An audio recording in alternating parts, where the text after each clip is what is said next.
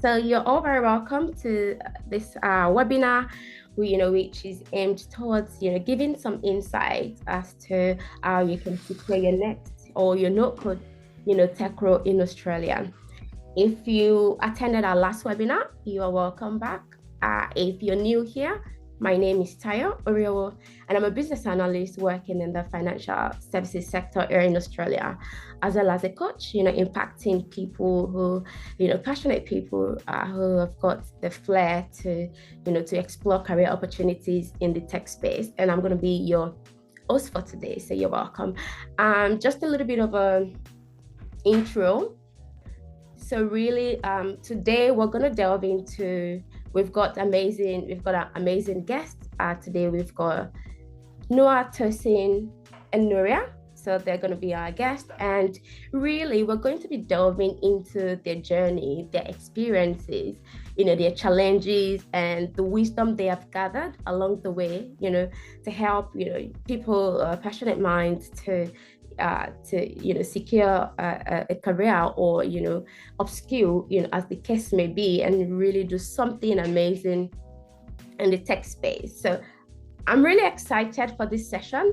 I think that we're incredibly fortunate to have with us seasoned business analysts, Agile delivery leads, Scrum Master, product owners, where we really get to, they're going to be exploring and telling us about how incredible the tech world is. Specifically, we're focusing, as I've said, on the no-code tech area today. So they'll be sharing with us, their knowledge about business analysis. They've walked the path. They know they've got a lot of tips and insights to share with us today. So please get your popcorns, buckle your seats, and let's get started. So I'm going to allow our guests to very quickly introduce themselves. And after which, Nuria will take us on a little bit of a journey, how she's moved from hospitality to business analysis and how she has continued to do a lot of amazing stuff, in that space. And we would also be having the round the room insight with all of our guests. That includes Tosin, Noah, and Nuria. And I really think this is going to be very impactful. So please feel free to share the link with your friends. Feel free to, get them on board. Let them know we've started. We're going to be really, really delving into some really, really important topics today. As I said, this webinar is powered by SyncSkills. And for those who are not aware, SyncSkills is an edtech company here in Australia, focused in really solving the underrepresentation of African immigrants in the tech space. We want to give you a voice. We want to give people an opportunity. And we're extremely passionate about this. So we'll delve more into, how we stand out on a couple of things and how we can support you on this journey. But I guess I'm going to hand it over to our guests as I see them on my tile.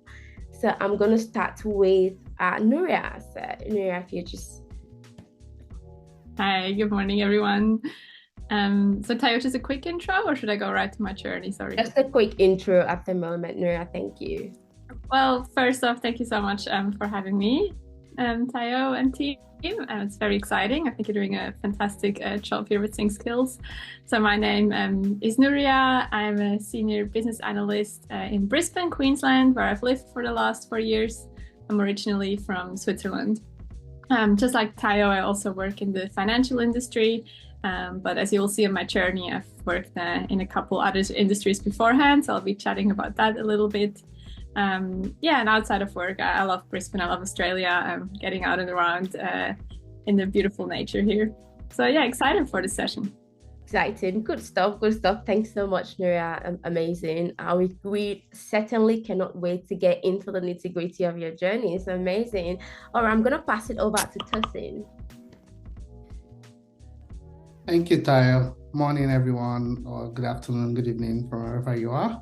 My name is Tosin. I'm currently senior business analyst with one of the leading health service providers here in Brisbane. I'm also a trainer at SyncSkills, and I'm very passionate about, ensuring that people who are interested in transitioning into the tech space actually do that successfully, empowering them with the skills that they actually require to successfully transition into a new career. building their confidence up to that point where they're very comfortable on a job, and they can carry on their career from wherever we've actually helped them to reach. So that's short intro about me. I'm really excited for today. I'm really excited for not just what we're gonna say in this session, but what we're actually gonna learn as well, because it's both ways. So looking forward to that, and looking forward to hearing all the amazing stories. Beautiful, beautiful. Thank you, Tosin. Honestly, I couldn't really help but pick out the key point when you said do that successfully and build confidence. Like that's massive, and thank you so much for all of the amazing work that you do. Amazing stuff. Okay, so gonna move straight into Noah. Did you want to quickly introduce yourself? Yeah, sure. Thanks, Tayo. Thanks, Nuria and Tosin as well, and everybody joining us from all over the world. I would say thank you so much. I think my wife told me to say, "Hey, I'm a dad, husband, and the head of a beautiful family." Because I always go, I'm a I'm a career coach, I'm an Agile delivery or Scrum Master, but my wife told me today specifically that I should talk about my role as a dad and husband. Let's start with that. And then, for work, I'm a career coach and an Agile delivery lead with an Australian-based company, where I've been working and adding value for the past 1 year, and it's been an exciting journey. And I think that what I'm most passionate about is the fact that I want to help people like Tosin, Tayo, Nuria as well. People who are passionate specifically to make a change for themselves and do well for themselves and their family, and really build a successful career. And so I lead the effort at Sync Skills along my amazing colleagues to bring that awareness and make that impact. And we've seen a lot of amazing testimonies over the years that we're absolutely delighted about. We want more people to tap into this opportunity, and we have a lot of people who are on that journey as well. We can see some of them on the call today. Thank you all for joining. And we can't wait to celebrate your story as well in the coming weeks and months. So thank you all for joining. I'll be sharing more as we go along. Thanks, Tayo. Amazing stuff. Amazing. That's a very interesting intro from you, Noah, by the way. But anyway, thanks for sharing. You're very welcome. I can see we've got new joiners. We've got Uche, Fable, Christian, Fatima, Fisayo. So amazing. If you guys could please pop into the comment section as well, as we've been doing, just your name, where you're joining from, and what are some of your expectations from this session. So before you joined, I did mention that we're extremely fortunate to have, seasoned experts with us today, and they're going to be taking us on their incredible journey into the tech space. Like they've, just like some of you on this call, they've had to, transition from one domain to the other, or some of them, they've always been in tech. And I think this is such a diverse, beautiful group that gives you, the different perspective as to how this really does work. So Nuria is going to be taking us on a journey today. Nuria is from Switzerland, like she mentioned, but Nuria works as a senior business analyst now, but she wasn't always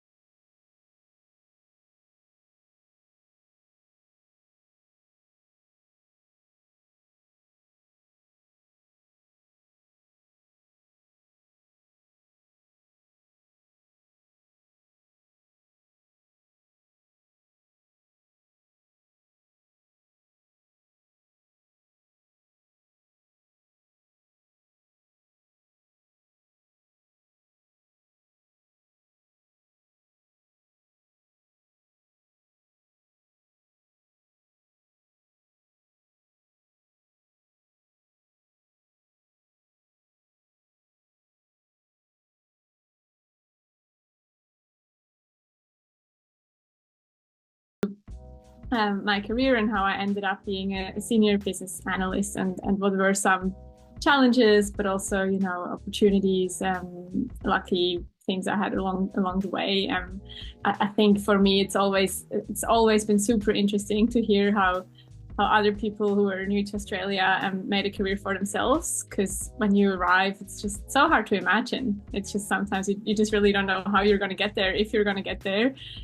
Some days you might feel super positive, others it might seem a bit harder. So yeah, I'll share my experience and I hope you can all get something out of it.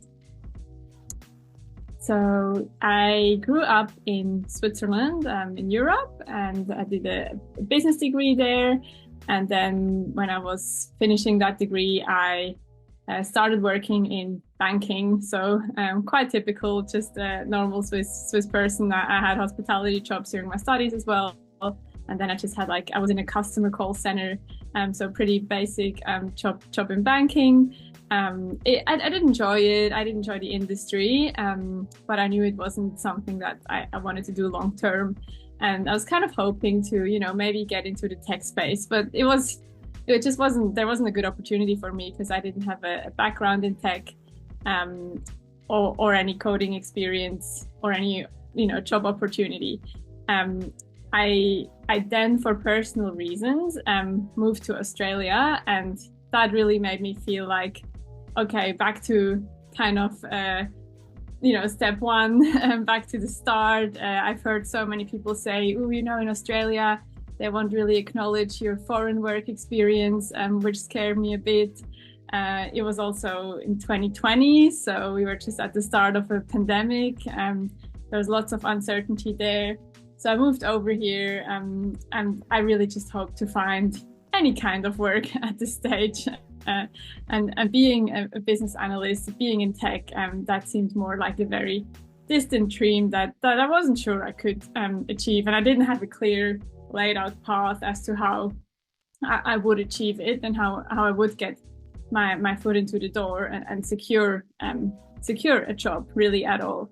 I was pretty fortunate that I had some Australian friends and family who helped me out along the way, and I was also able to do a degree while I was here, but still the uncertainty just prevailed, especially as COVID went on. So yeah, it was 2020. I liked being in Australia, but the pressure was rising. I was like, okay, I need to start my career here. So I tried to secure any job I could, and I became it was called a safety steward. It was a very typical COVID hospitality role. So I was just walking through food courts, reminding people to please, you know, keep their social distancing, you know, just give some COVID tips. So yeah, I was, you know, starting to build my career here in Australia, but still a bit further away from the tech space. At this time, I think some of you might have similar challenges. I was also unsure about the visa situation, and I was like, well, would anyone even give me a, you know, professional role, not knowing about my visa status yet and where it would go.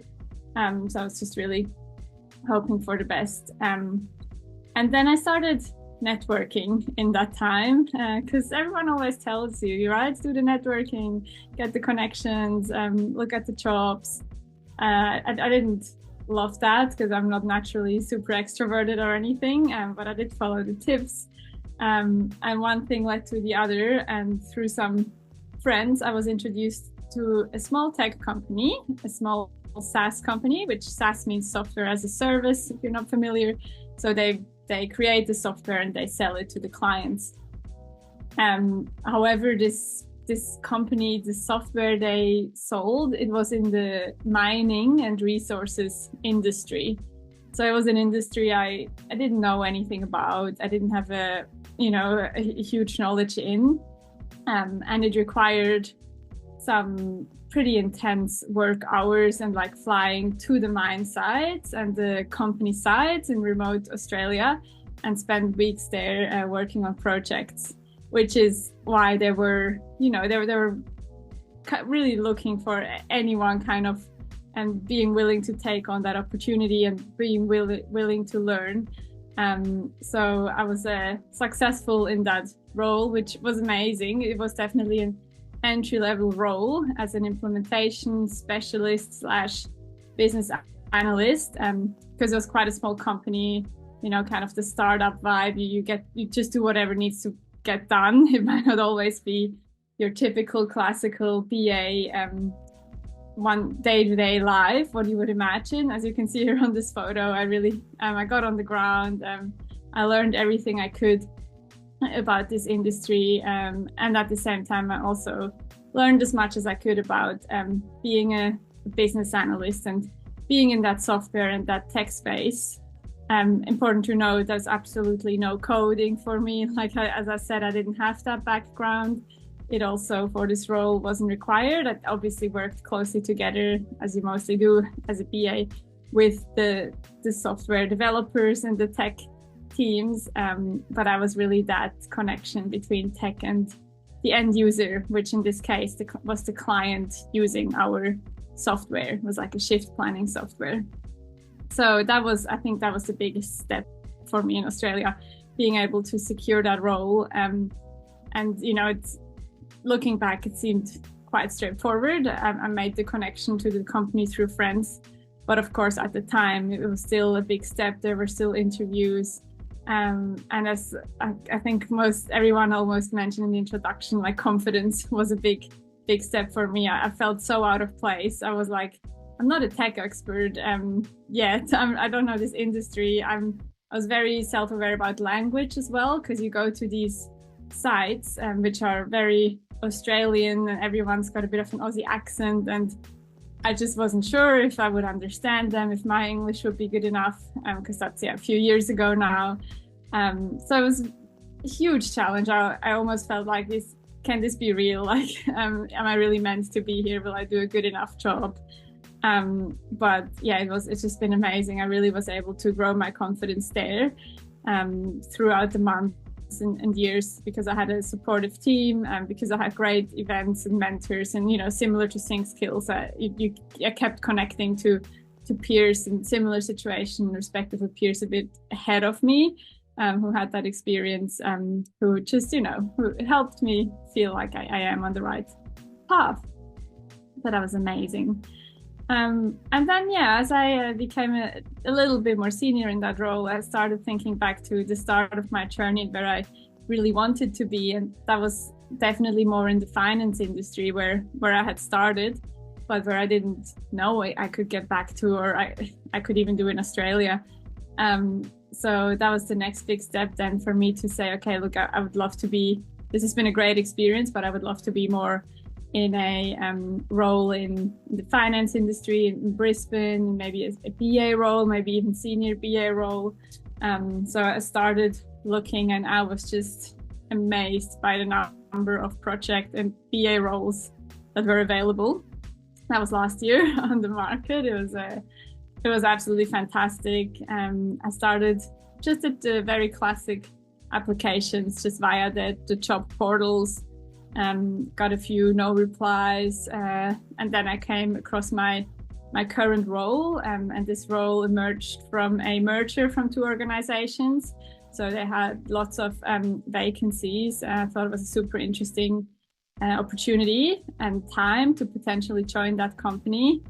And yeah, I went through their big application process, worked really hard on my interview skills, and again, confidence, a big topic. I was like, I can do this. I am here now, you know, I've got the skills. I'm ready to learn more skills.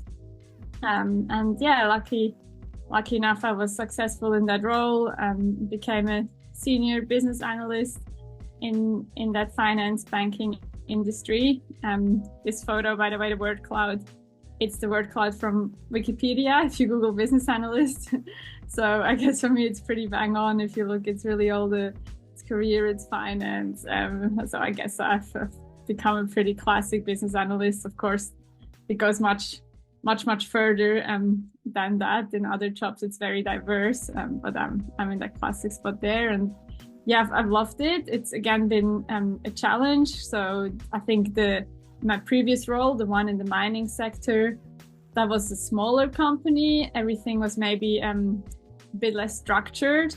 So now it's the first time that I'm in a big Australian setting and have this more Australian work culture. But I've loved it. I've experienced lots of support, met great people along the way, which has been quite important to me. And I'm enjoying my role and looking forward to seeing where it takes me next.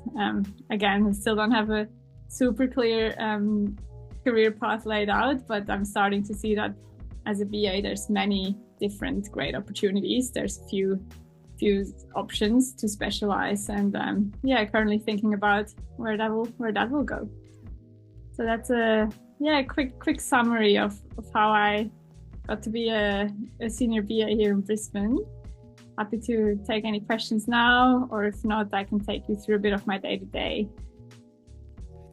Thank you so much, Nuria. Amazing. And honestly, I was here like just cheering and just giving you like a clap, because what a journey. Like seriously, like let's just take a moment to just acknowledge your journey, because to be honest, like you made a lot of very key points, and I love the fact that you highlighted, you know, some of the challenges that you experienced, and you just acknowledging those challenges, you know, like the visa situation as an example, the language barrier from hospitality down to the tech space, which that's two completely different worlds. And just looking at how I really love the visual in front of me, it tells a lot of story. And I just wanted to say, well done, Nuria. I think that you done brilliantly and beautifully amazing. I think everyone can really acknowledge that. It's just really amazing, really amazing. Yes, I think we're going to delve into, you know, some questions. And just so we get to know you, I think that some of our people on the board will like to get to know a little bit more details as to how you navigated a couple of things that you did. And so this is going to be around the room as well, alongside Tosin, alongside Noah, you know, just for us to really get into the details of, I'm thinking about this, I'm nursing this, like what does this actually look like, you know, into the nitty-gritty of your journey. So thank you so much for sharing that, Nuria. I thought that was really, that's some big steps, you know, indeed, that you took there. And just even though you had the prior experience before, you mentioned one key thing I worked at on my interview skills, right? We'll delve into that. I don't want to jump the gun, but I just couldn't help but pick that particular thing, because, you know, just like every good thing in life, it takes a lot of work, and you need to put in some work. You actually need to put in some work, and making those conscious efforts to say, I'm ready.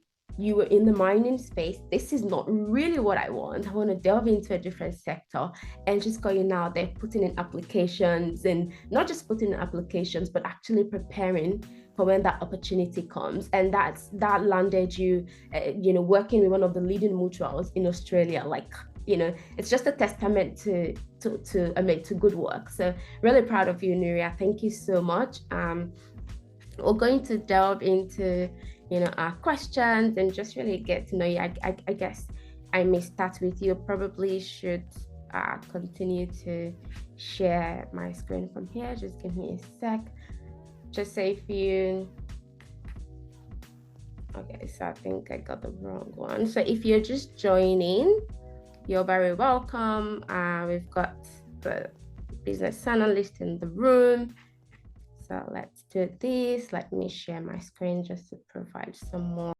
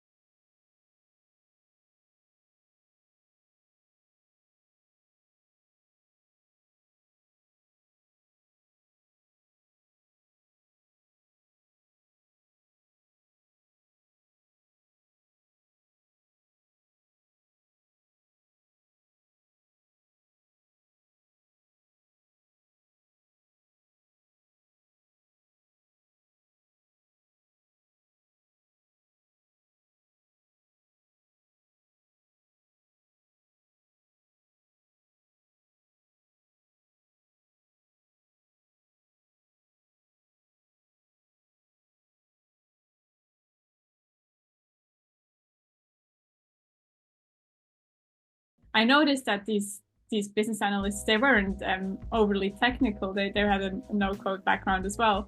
And they were just really great people. So I thought, oh, I might be interested to get a bit closer to that space. And then I started, doing a bit of research. I've also had other friends who are in that space, and I quickly realized that this is a huge opportunity. That if looking at my future, that I've got a 40-year career ahead of me, or 50 years or whatever, that tech is definitely a very exciting, very huge space that's only going to grow, which piqued my interest, and that it's actually closer related to humans than I initially assumed, that you actually do work very closely with others, which was something exciting to me. So from there, I got my interest.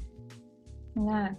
Amazing. I think you and I share the same theory around the jobs of the future are tech driven, and you said you wanted to be in a space where you could just grow. As the business analysis role, you could be just about anything and everything, and you can go from business analyst to change manager to project manager to program director. It's endless, and you can really, if you're looking for something reward, if you're looking for a career that gives you an opportunity to just move around the space and work with different people, like you said. That's really beautiful. Thanks for sharing that, Nuria. Tosin, I'm gonna move to you on this one. So just on that as well, I really think I want us to delve into a little bit of the background before we get into how you really has navigated your journey. I guess from your lens, we just want to know, who was that person, or what was that thing that really, what was the starting point for you in this space? Like you mentioned, you were in a different domain before you were in a different domain, and then you decided to move into this space. Like, how did you learn about business analysis? How did you even learn about the no code tech space?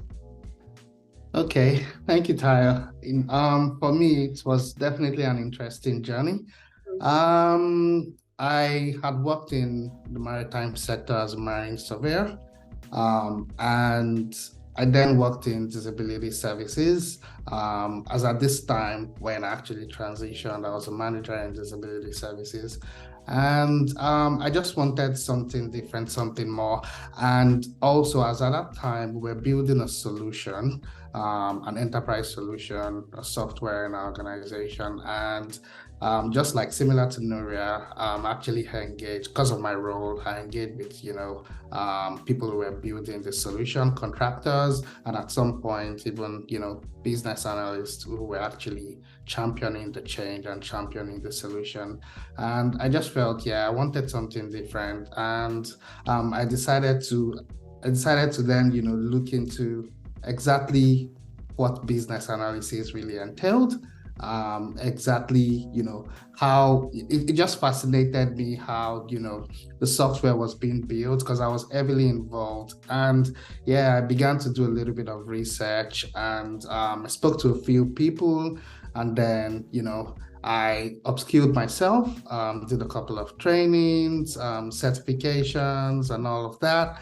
And just like Nuria, I began to sharpen my interview skills, and voila, that was it. I found myself landing several offers, and I was then beginning to play Tetris on which one to go with.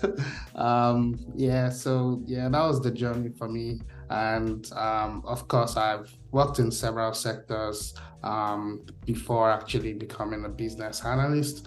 And the experience I've actually gathered from those sectors actually, play a huge role even in my role as a business. Even in my role as a business analyst, right from the maritime sector to working in administration at some point, working in disability services, and all of these different experiences, I've just, using my leadership skills, of course, like I mentioned, I was a manager at some point, using my leadership skills, collaboration skills, communication skills, and these were things that I actually used in, my previous role, and they were just things that I were able to, apply even in my role as a business analyst. And of course, there's special skills that you also need to learn as a business analyst in order to do well on the job, and those are things that I've picked up, over the years. And yeah, that's in summary, I'd say that's my journey, but I'm happy to answer more questions if you want to delve a little bit deeper into any areas. Amazing. Thank you, Tosin. And I'm like hearing like similar things, in that regard, in like the hard work that you guys had to put into things, the preparation, that went into the entire journey, and also the intentionality. Like you knew exactly where you wanted to go. And I honestly believe that connects to a lot of things, because that speaks to, why am I actually doing this? Why do I want to, go into this different? Why do I want to do something different from what I'm currently doing? What's the tick for me? For you, it was the flair for technology. How do they actually come about building a solution? What's the thinking that goes behind it? Like what actually really happens? For me, it's around the strategy behind business. Like I've always wanted to think about, how do they actually think about their strategy? How do they decide this is the initiative that we want to work on, and how does that even connect to their ROIs or the people behind it? Like how do they come together and just build amazing stuff that you and I interact with today? So thank you so much for sharing. I know that Noah's got a little bit of a story different from both of you, but I think it'd be nice to also get some a little bit of a diverse inspirational story as well. So Noah, did you just want to tell us, probably for you, it isn't more around how did you learn about, or how did you become a business analyst? I think for you, we would really love to hear around how you've built or how you've moved around different roles, just speaking to the versatility of this space. Like you could start a career as a business analyst, but tomorrow you could be a project manager, or you could be a Scrum Master, or you could be a product owner, or you could even be a quality assurance tester, as the case may be. So I guess I just wanted to hear from you. Can you run us through your journey? I know that you started your journey as a quality assurance tester, and you've gone ahead to do BA, do PM. So can you run us through what that really looked like, and what's the connectivity between these roles? Yeah, thank you so much, Tyre. So let me aspire to Maguire. So let me take you back some 10, 11 years ago. Fresh out of school, I was unsure what I wanted to do actually. But of course, I did computer science at that point.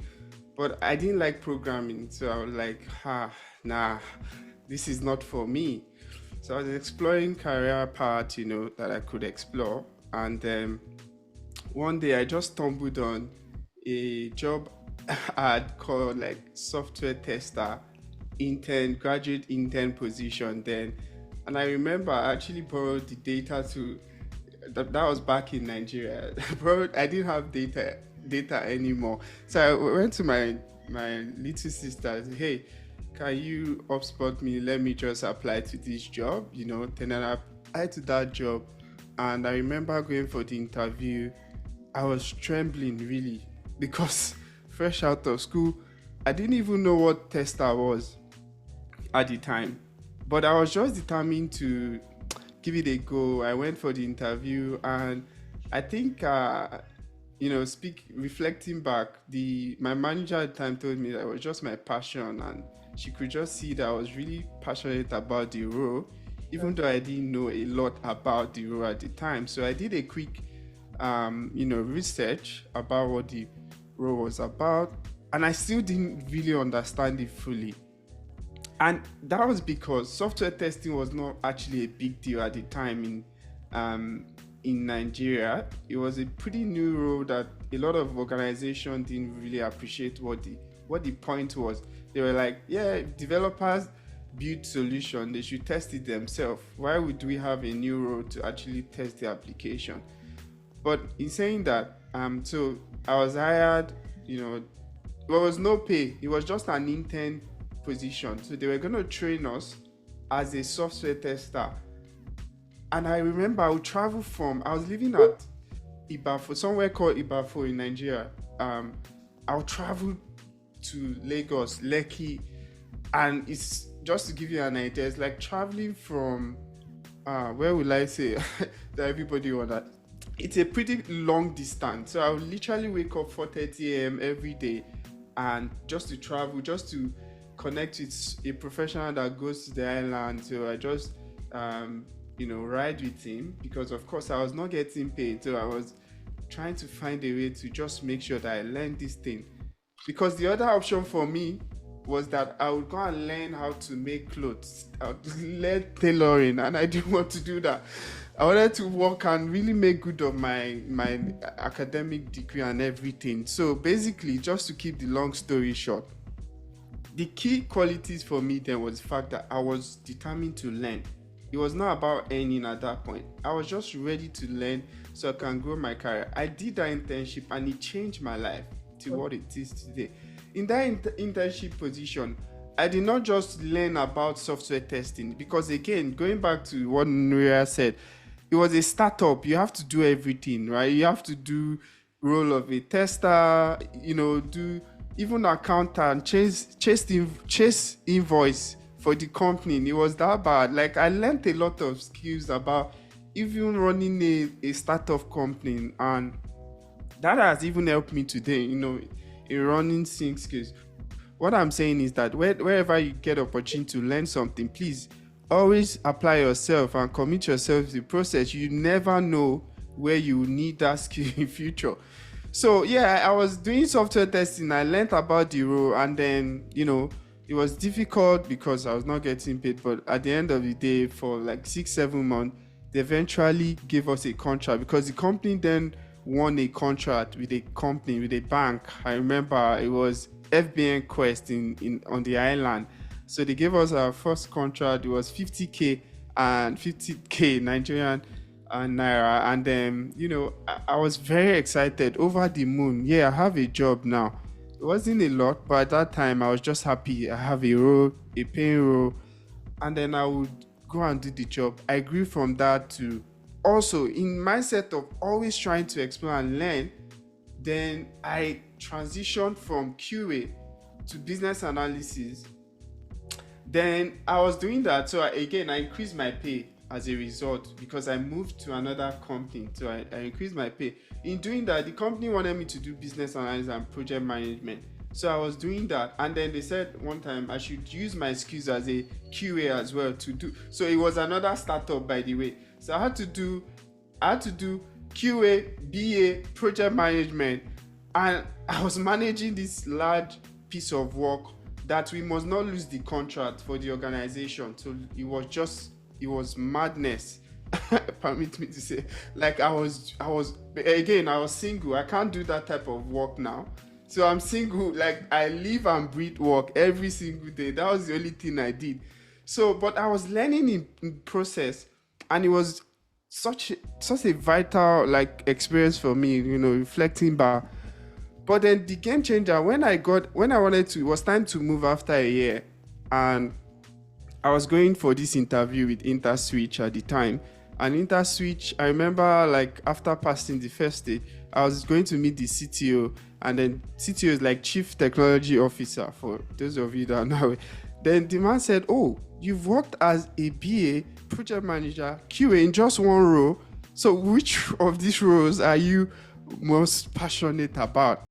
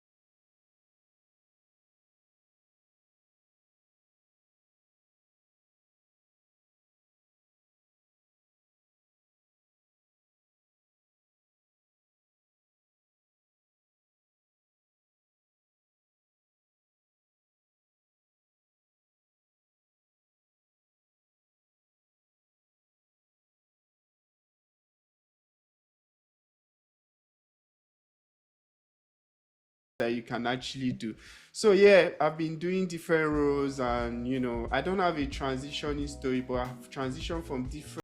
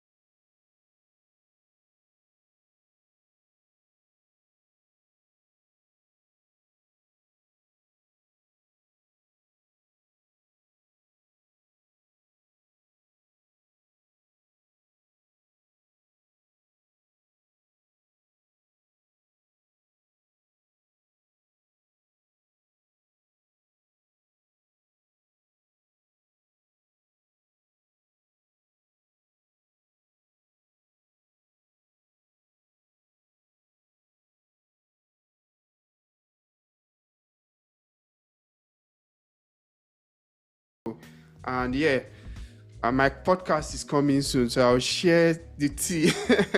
But anyway, yeah, I think I should stop there for now, and thank you, Taya.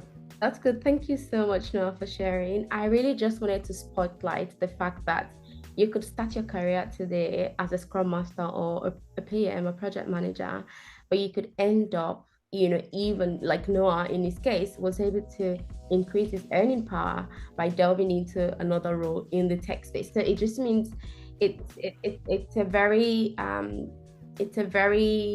diverse space where you can start from A and then move on to doing different things. And to be honest, like if you don't know, I think that has played a major role in the way that he handles things today, because he's done different things, he's seen different things, and that makes up experience that you cannot buy. Do you understand? Like, and it's just a testament to the fact that if you are very keen on learning and you just want to continue to innovate and do something different, this space offers you that.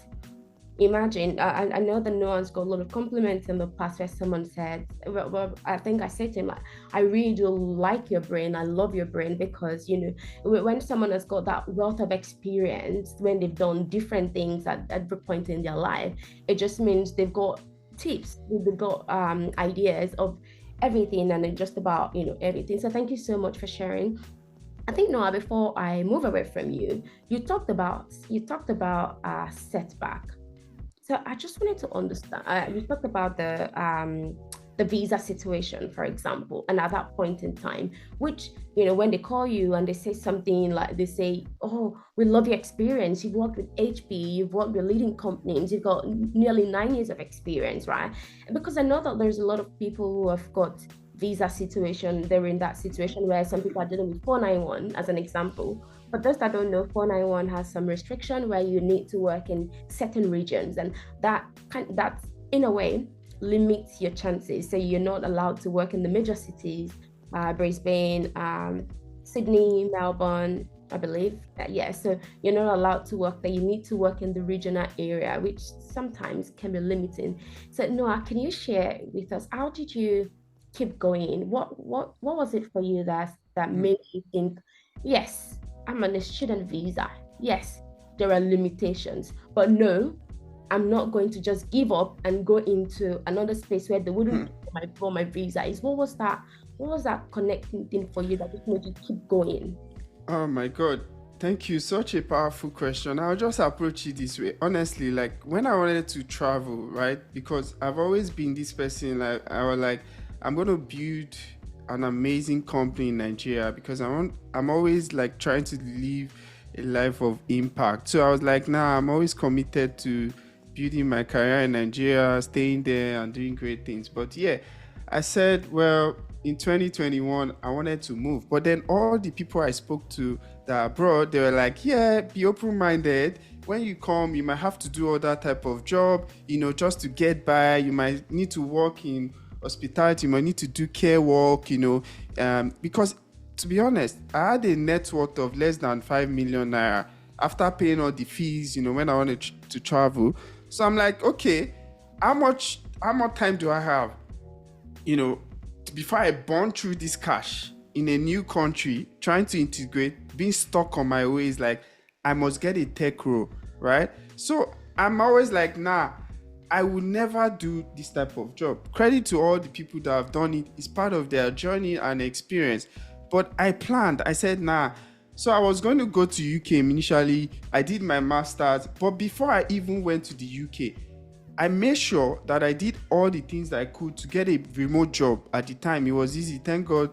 Well, let me not thank God for COVID, but the economy of the global economy at that time, you could get a remote job, if you're strategic, you could get a remote job. So when I went to the UK, I was actually studying and I had 2 jobs. And that's another thing we don't like to talk a lot about, but like as somebody in tech, there are times where you can actually do 2 jobs, especially if it's contract, but I don't like to open that book before people start to flood me and can I do 2 full-time jobs and everything. Anyway, disclaimer, it was a contract job.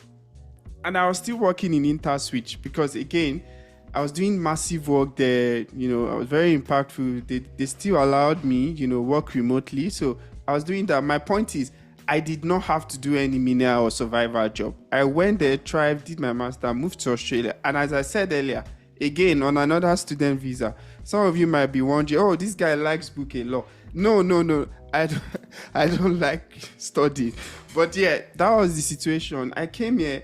And talking about setback, I speak to a lot of people where we coach them and they go for interviews and they're like, oh my God, they went with another candidate, maybe their first ever interview. And I'm like, yeah, I'm trying to, again, aspire, try to console them and give them words of, inspiration so they don't go too down, right? Interviews are not things that are solely if you're transition and they tell you no, you're a failure. I've faced a lot of setback in my life, specifically about interviews. I've explained, as a student visa, even with all my experience, a lot of companies told me no. I've gone to interviews and I never heard back. I think I shared it on Slack the other day. Like, I didn't think I did woefully. I know what I'm doing. The interview was good. I just never heard back, right? For different reasons. There are some that I heard back, they told me, well, the money I asked for is too much. What does that even mean? Can you negotiate if you really want me, right? People say, okay, well, your visa, the first instance is your visa, as I've talked about. So there was always setback, always. But I was determined. Like, there was a point in time where I'd experienced too much. Then I started thinking like, okay, when I burn through all this cash I have now, what will happen? Then I'll be pressured because I can't allow only my wife to be working. I'm not just built that way. Like, I'll just be stuck on my way. Like, this is tech alone, and I'll not do any other thing to bring in money. But in saying that, I changed strategy, look for other ways, do more, tailoring of my resume, make sure now when people call me, speaking about some of the restrictions, at the time, I must say, student visa had unlimited work, right? But of course, it's still student visa at the end of the day. They'll still think, oh, you're still committed to school and academic things, so you can't be focused on our work. So it's difficult nonetheless. But what I did was, when I'm speaking to recruiters, I don't make my visa the first point of attraction. If they ask me, oh, what visa are you on? Well, I'm like, yeah, currently I don't have work restrictions, so I'm going, rather than say, oh yeah, I'm on a student visa 500 etc. my first approach would be, well, I don't have any work restrictions, that would impact me from actually delivering this job. I have full work right to work 40 hours a week, which is, I believe, no restriction there. So I'm able to do this work. Some will say, what visa type category? Now, when they get there, and going back to what I said, then they are now asking for specifics, and I'll tell them some will not get back to me. It's okay. There were some that, I told that, and it worked. The job that I'm doing today, that was the approach I used, and they didn't hammer on, okay, what is the specific visa? And I remember signing the offer, and the HR was like, upload your visa on Bamboo HR. Oh my goodness. I think I also called Tosin. I was like shaking, like, I've gotten this offer. If they find out I'm on a student visa, they're gonna revoke this offer. Like, I was shaking, but luckily for me, they just like, yeah, okay. I uploaded, and they didn't talk about it. 6 months later, they were like, yeah, we got a notification that your visa is something, you need to update it. Oh my goodness. I was driving. I'm like, yeah, I'm 6 months into this job. I hope they will not tell me to go. But anyway, there's challenges. But as long as you are committed to say no, like, I'm going to not give up and try to look for ways to stay in the game, be prayerful, of course, and you will always find luck in the right place so long you commit to something. That's what I believe. Just be prayerful, do the right thing, talk to the right people, be around the right set of people, and then even when you're falling down, there are people that will help you. I know, speaking to Tosin, like, they will say, speaking to Tayo, like, yeah, don't worry, they will not talk about this. That word of comfort also helps you, like, okay, be a bit calmer in that situation. So yeah, many stories, but I hope I answered your question. Thank you. I just wanted to spotlight the fact that challenges are there and they're okay, but you just need to surround yourself with people that can continue to motivate you. You need to find the strategy that would work. And still speaking on restriction, I've also got a lived experience, right, with the 491 visa, and I won't pretend as though that's not annoying, because you have this amazing job that you can do. As a matter of fact, I've turned down several offers, amazing offers, right, because I couldn't go there because of the visa restriction. But one thing I told myself was, I'm not going to do any other thing. I'm not going to do anything else outside this job. This is what I want to do. While I'm limited because of my visa condition, there's something out there for me. At the end of the day, I only need one yes. You only need one yes. You only need someone to say yes to you, and then you start the job up until you don't have to, live with any restrictions, and then you can start to flex your wings. There's a lot of things that can happen in there. There'll be days where you're just like, yeah, nah, this is not for me. I'm going to give up. But it all ties back to your why. Why do you want to do this in the first place? But thank you so much for sharing that, Noah. So I just wanted to, I guess this is for you, Tosin. So I just want to find out. So we've talked about all of these roles, right? We've talked about the no-code tech, like using Noah's experience as a quality assurance tester, to project manager, to Scrum Master, to business analysis. From your perspective, or in your opinion, which of these roles do you think, an aspiring techie out there should start with? Is there anyone that you would say, just based on some of these factors, I think you should start with this one? Or based on some of these things, I think you're okay. We just want to hear from you. What would be your approach? And I know that this is your perspective, so that's fine. Please, when you're ready. Yeah, of course. I have a perspective on this. And again, I mean, different things work for different people. So, you might decide that you want to go a different way and it works for you. Perfect. But for me, I think the reason why I would actually recommend for people to actually delve into the tech space through business analysis for a couple of reasons. Okay. First, I think business analysis just gives you, that understanding and that background of what's generally expected in, in the no-code tech roles, basically in the tech space, right? If, let's say, being a Scrum Master, if you decide to go, and delve into this space by first becoming a Scrum Master, I feel sometimes you may be limited by, your knowledge, because of course, being a Scrum Master, you might decide you definitely need to understand all the Agile principles, Agile methodologies, and, basically need to have a strong understanding of Agile, which is great, but you may be limited in things like, being really involved in the initiation phase of a project, for example, developing nice artifacts like collaborating with the project manager to develop a project charter, developing a business case,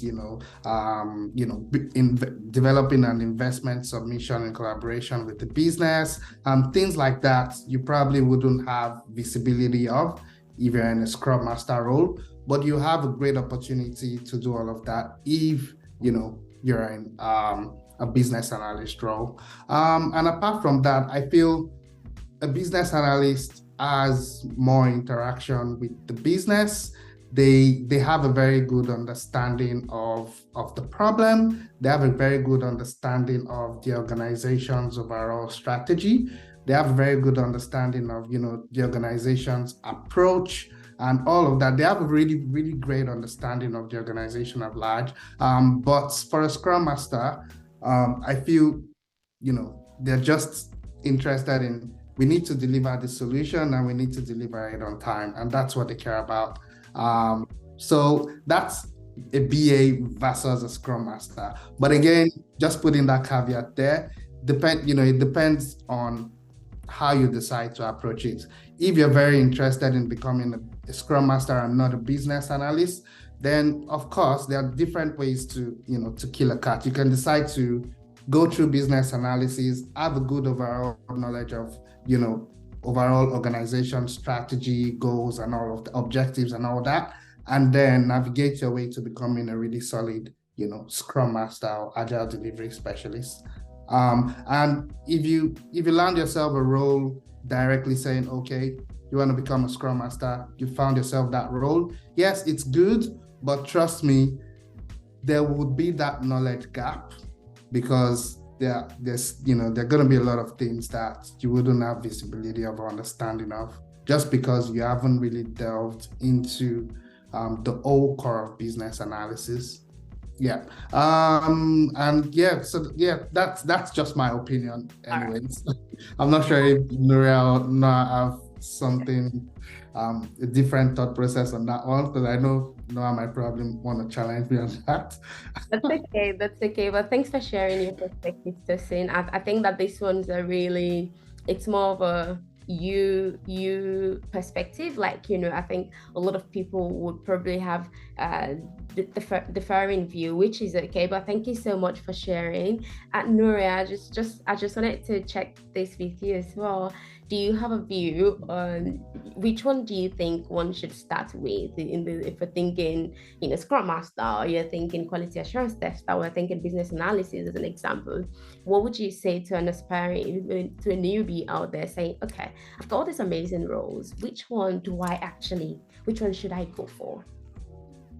Yeah, I think it's a great question and thought. I agree with Tosin, especially in the sense that because the business analyst is a bit closer to the business, that made it especially attractive to me in the terms of the domain knowledge you can gain as well, and the opportunities that open up. I think what I would add if I was discussing this question with someone is like, what's your personality and preference in the way you want to live your everyday?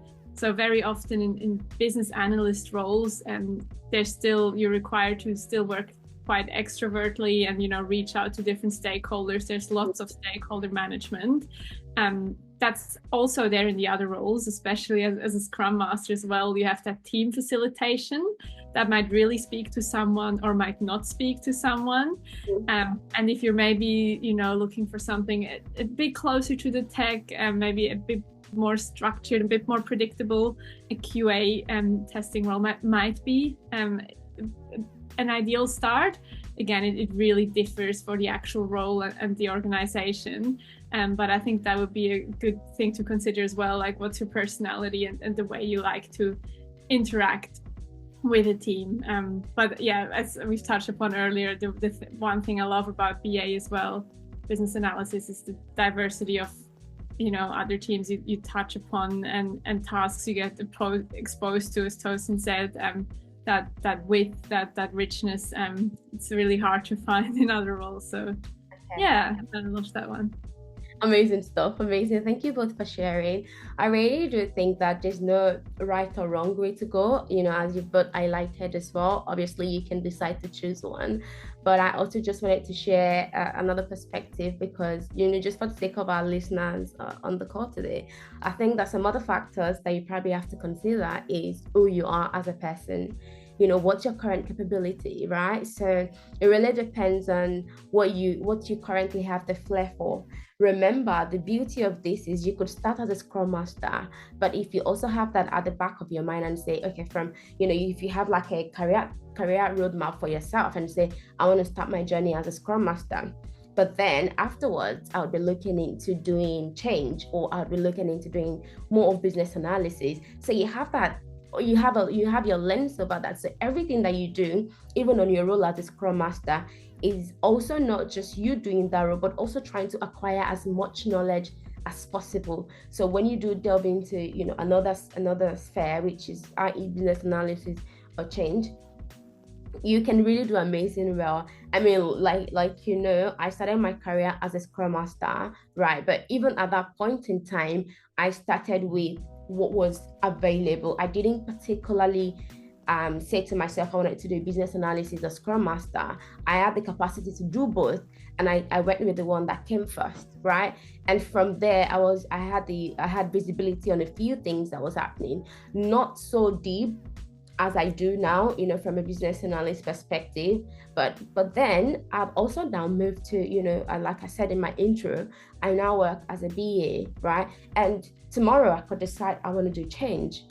I want to become a change manager. I want to become a project manager. I want to do, God knows, quality assurance testing. So whichever path you decide to tread, it's going to be fine because you've done the biggest thing, which is to start. So you started the journey, you can move around the rope, which would be amazing. But thank you so much, Tosin and Nuria, for sharing. I wonder if Noah would like to share. Before Noah shares, I just want to add something else. For me, I think if you're in a business analyst role and you've got all the skills, it's easier to transition from a business analyst role to a Scrum Master role, particularly if you're working in an Agile environment as a business analyst, than to transition from a Scrum Master role to a business analysis role. Tayo, you'd agree with me that, when you were transitioning from becoming a Scrum Master to becoming a business analyst, there were still a lot of things that you had to upskill yourself with. And you definitely would need to, there'll still be that skill gap. Like I have someone who's currently working as a Scrum Master, has learned all the skills of a Scrum Master, and the person is looking at transitioning to becoming a business analyst, but the person is actually having some difficulties and has actually recognized that he's still got that skill gap or that knowledge gap that he needs to bridge to be able to successfully become a business analyst, right? So yeah, I just had to put that out there as well. Yeah, no, that's fine. I really still think that it just depends. There's not a one size fits all to it. You would even if you wanted to do Scrum Master as an example, like if you were moving from a BA, you still have to do a couple of things as well. But it just depends on the timeline. So as an example, if you've worked in business, right, you've worked as a Scrum Master for 4 years, if you want to go into business analysis and you've done your job well and you've actually been privy to amazing initiative, I do not think it's going to be that massive. But if it's like maybe your timeline is short, say you did a Scrum Master role for like maybe 2 or 3 months and you wanted to go into business analysis, you would require some more work because you haven't had the experience to see what's happening. But that also speaks to your transitioning. If you've just like moved into, maybe you've always done this and you're trying to wiggle between roles, just like anything, like you would still have to do some more. But I do love that perspective as well, Tosin. Thank you for sharing. Amazing stuff. I really love this. Noah, did you want to? Let me just say that we can see the team, the business analysts are biased towards business analysts. The Scrum Master is defending our position, and I'm a QA. So let me defend that position as well.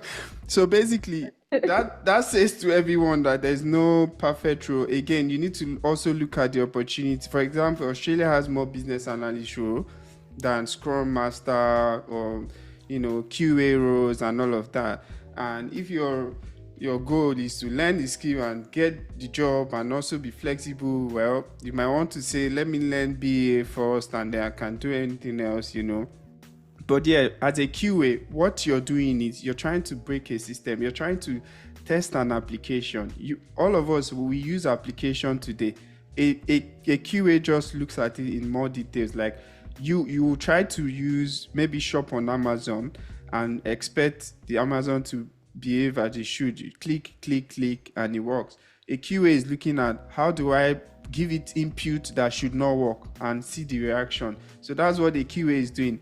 A BA, as they've explained what a BA does. Scrum Master is also about building the product fast, making sure that the team works together well enough and then they deliver on their objective quickly. So if you're a management person, you like to organize things, you want to learn the methodology of how to make sure the team is working together correctly and then they can deliver the product fast.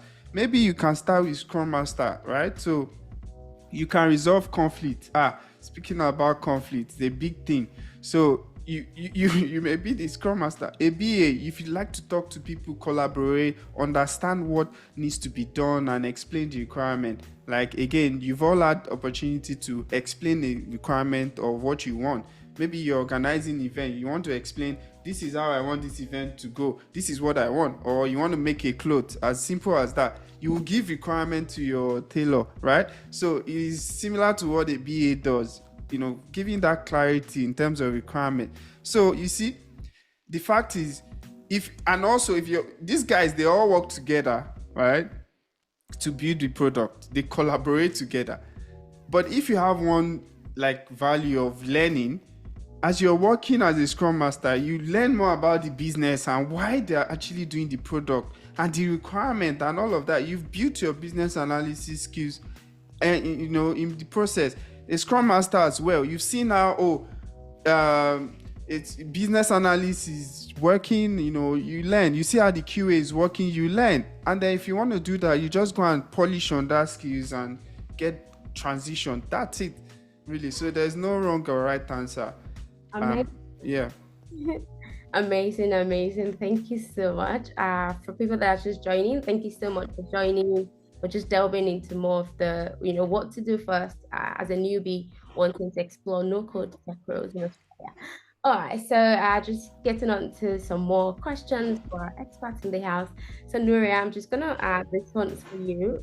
For aspiring techies in the house, I just really want us to delve into what are some of the things that they should start to think about? Like they've made that decision that they want to launch a career in tech, right? What would you say are the first 5 things for them to do to get going, to commence that journey? What would you say? Yeah, I think that's a great question, because often we stand here thinking about the future path, but where do you start?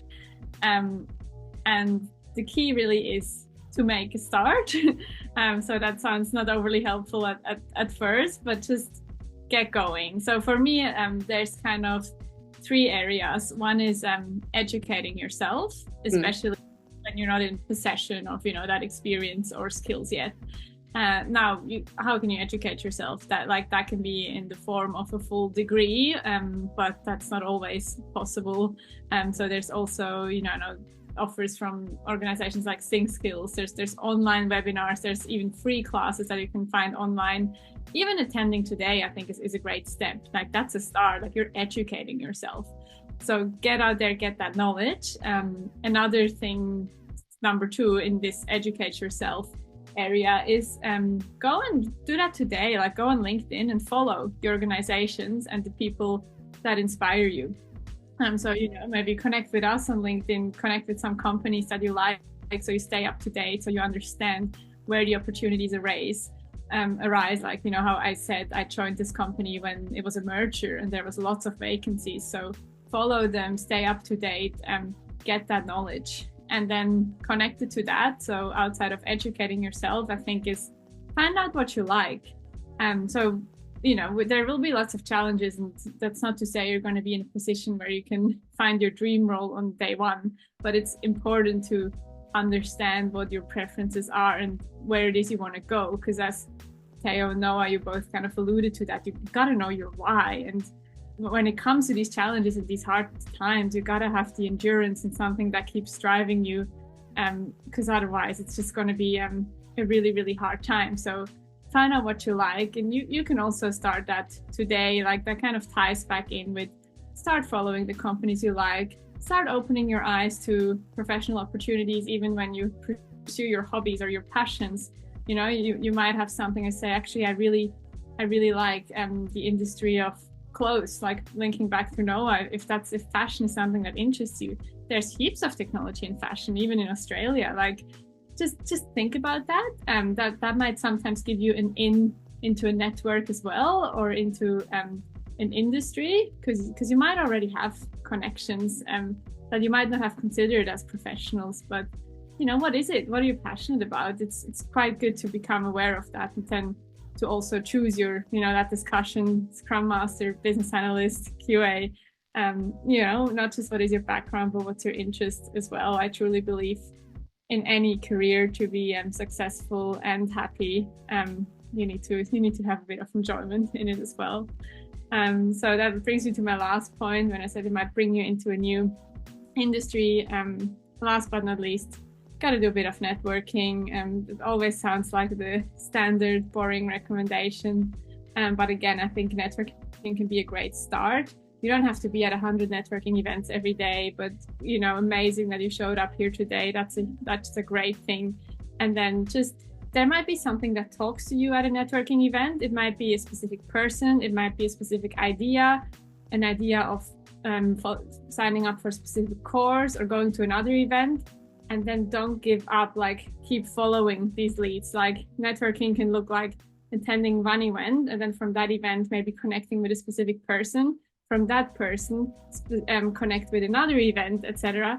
Just keep doing that, because it might open up amazing opportunities. And we highlighted before, I can't remember, I think it was Theo who said, or Noah or Tosin, be around the right people, to find out who the right people are for you, who empowers you and inspires you. You just gotta meet new people. And so I reckon that's a good one. Keep networking. So maybe to sum up again, educate yourself, and both in terms of classes and degrees, but also in staying up to date with the industry of your choice, or Australia, the country of your choice. Find out what you like, and network where you can. Amazing. Thank you. Thanks so much, Nuria. So you mentioned key things there. You're telling us to get skilled, because at the end of the day, your knowledge remains your power. You cannot do what you don't know, right? And you've also touched on, connection, LinkedIn connection. You've talked about endurance. I just want to unpack that a little bit more around endurance. So, and you also link that to knowing your why. Can you tell me what the importance of knowing your why is? Just looking at your experience and your journey, because whilst we agree that the business analysis role, as an example, has a low barrier to entry, right? But it still doesn't mean like it's simply just a walk in the park where everything is just gonna, happen at your own time. Can you just, tell us a little bit more about the importance of, that endurance, and really, really knowing, your why and being able to connect to that why I want to do this in the first place? Yeah, no, absolutely. So maybe I'll approach this by saying what it was for me. So I said earlier what fascinated me about the BA role. And then when I got a bit closer to it, I also realized how hugely diverse and flexible a BA role can be as well, because you can apply it in different industries and in very different type of projects. And as we said before, it can lead you to different other roles. So this flexibility that it offers, that was a big why for me, because it really aligned with my interests. Like, I'm a very curious person. I don't like if every day is the same. So for me, I was like, wow, that's amazing. As a BA, I can find a role where every day is going to look different, where every day I'm going to meet new people and learn new things. And then having that why, that helped me in staying on the job, on finding an opportunity. Like, even though I was maybe at times looking at opportunities that weren't exactly in my dream industry yet, or it was hard to get there. I had the challenges with the visa.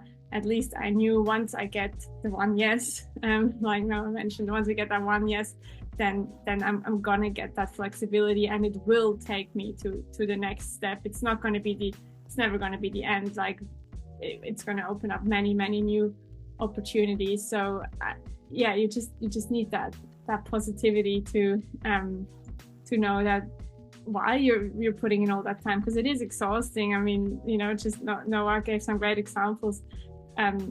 Not being able to maybe even get a call back because of your visa, or I got like a positive first round reply, and then a day later I got a rejection saying, oh, we actually realized you're on the wrong visa. Like, it's hard. Like, it absolutely will take a lot of energy and stamina. So knowing why you're doing it is super important, and that why might be related to the role, but it might also be a very different thing. It might just be making a great life for yourself, in a specific place or in a specific city or so. Like, it could be anything, but I think it's important to realize that and use that as a motivation. Alrighty. Oh, wow. Amazing stuff, Nuria. Thank you so much. I'm being very cognizant of our time, so I'm going to delve into, the next bit that we have, which is still around getting to know, a little bit more about your journey, Nuria, Tosin, and Noah. Because you mentioned something around, interviews, like, okay, successful interview, getting that feedback saying, sorry, we're not progressing due to your visa. But sometimes it's not because of your visa. Sometimes you just want to move on to another person, right? They've just found a more suitable candidate. So I just want you to, share with us, like, how do you undo that? We're so sorry, but we'll be proceeding with someone else. You were fantastic, but yes, at this point in time, we will be moving on to a different candidate. We wish you all the best. If another opportunity comes up, please apply within blah, blah, blah. How do you handle that type of situation, Nuria? And I know that's happened to the best of us, right? It's part of the process, but I just want to hear from you in your experience. How have you handled this in the past? Yeah, I guess some days are better than others. Like, sometimes, you don't handle it very well and it just demotivates you. But what I found is keep the same way as you just need to start somewhere. You just need to keep going.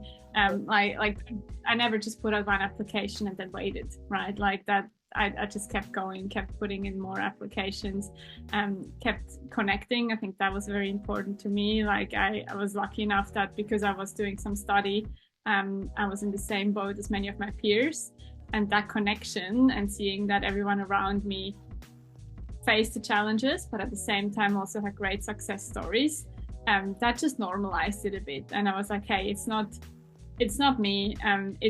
That's just the path that we're all on. That's just the challenges we have to take. It will make the end goal just even sweeter once you get there. So I think connection was a key thing for me, and reflection as well. Like, what can I do better next time? Like, it's not always easy to get a reply from a recruiter as to why not. Like, sometimes it's obvious, it's the visa, or sometimes they're kind enough and they give you very specific feedback. I've had that as well, where they said, we really liked you. We really liked your experience. But you didn't quite answer the interview questions in the structure we asked for, which was quite confronting, but super, super helpful.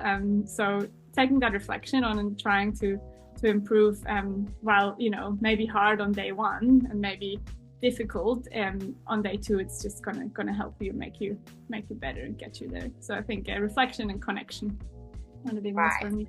Right, reflection and connection, and also the what can I do better next time, as opposed to they've given me this news. Well, you know, I mean, it's okay. Like you mentioned, Nuria, like you would just like anything in life. No one likes to. We don't like to be told no. Like we just all want responses. Yes, yes, yes, which doesn't always happen. But yes, so thank you for sharing that. I guess I'll move to you on this one, Tosin, as well. In how I know that there's probably not one way to do this, but in your experience, what are some of the strategies to employ after I've received a no from, you know, a potential recruiter? What are some of the things that I should do going forward to ensure that I'm eventually going to get my one yes? What are some from your lens? Thanks, Taya. Interesting. So definitely you want to tie it back to your motivation, right? You know, why exactly did I commence this journey, or did I start this journey, right? If you think back to it and you feel, oh, you want more flexibility, you want more family time, or you think your current career is not financially rewarding and you're looking for a career that is really financially rewarding so that you can, you know, increase your quality of life. So you tie it back to the motivation and let that motivation actually drive you, you know, to keep going. Of course, it'll feel like a setback when you get that, unfortunately. Particularly, you know, I've heard of stories where, you know, candidates have proceeded to like 3 different interview stages, and then in the 4th stage you get it, unfortunately. And, you know, I've even seen situations where they don't even write back to you. I mean, I feel that's probably the most annoying one, when you feel you did well on the interview and then you're expecting to hear back. You try to call, nobody responds, and yeah, different things, you know, different thoughts begin to flow through your mind that, oh, didn't I do well? Didn't I sway them? Am I not good enough? And all of that. Yeah, just don't let that get into your head too much. Let your motivation drive you, you know, and fortunately, you know, stories are not going to be the same. For me, I didn't have, you know, series of rejections when I was actually looking at transitioning. I don't know if the market was just so generous at that time or anything, but for me, I had a seamless transitioning experience, but it's not going to be the same for, you know, for everyone. And let me even tell you, I've actually applied for a role couple of months ago, and I got a rejection, right? Even with the way, you know, I mean, I'm a trainer, I train people. Lots of experience. Yeah, I've got lots of experience. I've been in this space. I basically breathe, sleep, eat business analysis. So, and then for me to get that rejection, I mean, at the end of the interview, I got to find out that it wasn't really the role that I wanted. You know, when I got to find out that, oh, okay, it was a contractor. I wasn't really looking for a contractor at that time. And then I don't know, maybe my countenance may not change from that point onwards. But I got a response, and then the response was, oh, unfortunately, we've decided to go with someone else. And then, yeah, for me, I don't handle no very well. And yeah, I of course wrote back to them asking, yeah, I just want to get a little bit of insight why I've not, you know, I didn't land this role. And then she wrote back to me saying, oh, you did really well. We really love you as a business analyst. And in fact, you met the merit of the order of merit and all of that. And that, yeah, if this role becomes available in the next few months, we definitely will get you on, blah, blah, blah. And the whole trying to, you know, sweet talk me thing. Yeah. And yeah, they said, they felt that sorry, Siri. They said they felt that I didn't have that. They didn't put it in the PD, but they asked me a question about managing other business analysts, right? And they said they weren't very satisfied with my response to that question. I mean, they listed a couple of other questions that they were very happy with, but they spotlighted that and said they weren't very happy with that question. And the PD didn't really, highlight the fact that I was going to be managing so many, other business analysts. And I mean, I can't remember how I answered that question, to be honest. But I mean, I don't think I gave it my best. But I felt it just hit me and I wasn't prepared for it. But still, I just wasn't happy with the fact that, it's a no. I still took it well. I took on the feedback and, I did a little bit of reflection or, what should I have done better? Okay, I probably should have prepared a little bit more for this. I probably should have covered this part of, part of this during my interview preparation and all of that. But yeah, basically, you trust me, it's not always going to be rosy. Don't expect that when you apply for that first role, you're gonna, get a yes. Just be prepared. Try to reinforce yourself, and just let your motivation drive you. In summary. Amazing. And thank you so much for going to that level of vulnerability as well and sharing, because I think that oftentimes when, we speak to a lot of people, as you would imagine, once there's a rejection, it's like a massive setback and it just sends a lot of people back into spiral, which I get it, but a day or two, you pick yourself up. And the similarity between what you said, Tosin and Nuria, is the importance of that reflection. Whilst you're not actually actively looking, Tosin, you just didn't say, well, whatever, they said no, anyway, I have a job, I'll move on. That quest is there. Why exactly did they say no? And what could I have done differently? And how can I even pass this knowledge to someone else that may benefit from this, right? So that it's always very important, just like anything you do in life.